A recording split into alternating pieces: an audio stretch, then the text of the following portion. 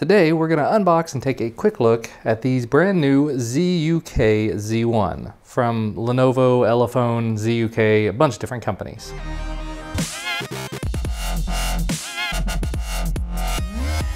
This phone is the reason I'm here in Shenzhen, so I thought I would just go ahead and open it for you on camera. It has some pretty decent specs, and as you can see, this one here comes with USB Type-C. So let's go ahead and get this unpacked. There's some plastic on the back there we'll go ahead and take off, as well as some plastic on the front. And that's pretty much all there is to it. Here's that flat white back. It's a glossy back. You've got the rear facing camera. On the right hand side you have the power button and the volume rocker. On the left hand side you have your SIM card slot. On the bottom you have that USB Type-C port with one bottom facing speaker and microphone. On the top you have your 3.5mm headphone jack and nothing else. And then you have the front, which if I remember correctly is a 1080p 5.5-inch display. Let's go ahead and power it on. Now at this event, ZUK did announce the partnership that they're doing with Cyanogen, so they're actually going to be offering Cyanogen as an offering on one of the international models of this device.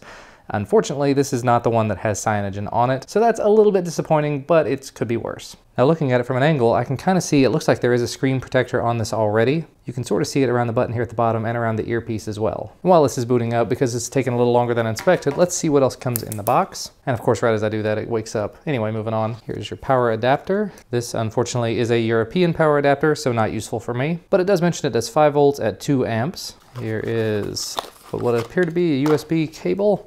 Yes, a flat USB Type-C cable, about 3 foot long, almost a meter, and it is USB Type-C, as you can see there. And then down here should be some product documentation, as well as the SIM card ejector tool. Lenovo ZUK Quick Start Guide. And there's some warranty guide information, certificate. But we'll go ahead and push all that off to the side and go back to the phone now. Now, I do see an immediate problem here, and maybe you can see it as well. It's all in Chinese, and I don't speak or read Chinese, so we're gonna have to guess at this. All right, it's trying to set up the Wi-Fi. So I'll go ahead and hit that. And it wants me to sign in. All right, we should be signed in at this point. So we can hit next. I'm guessing that says next. I'm gonna go ahead and skip over that, whatever that is. This is the, I would guess, the fingerprint sensor setup. If I remember correctly, I think this is the fingerprint sensor down here, and that just took it back. We're gonna skip over this. We're gonna skip over the fingerprint setup, because really I need to get to where I can set the language. Now luckily I did see somebody in the car set this up earlier, so I kinda know where it is and where to go. So I'm gonna come down here. This is the advanced settings option. This should be the language, and this should be where I change it to English, and I'm now able to actually read things.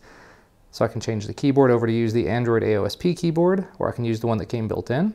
Just very quickly, we'll go in and see what version of Android this is running. You can see here it mentions the model number is the ZUK Z1, Qualcomm, lots of numbers there, basically Qualcomm Snapdragon 801, 64 gigs of built-in storage, 3 gigs of RAM, Android version 5.1.1, and apparently that does not work. That's very interesting. Anyway, we'll go back out. Says the battery level is 47%, but I believe this supports Quick Charge 2.0, so I may have to try it with a quick charger. And from here you can do all of your settings. There's UTouch.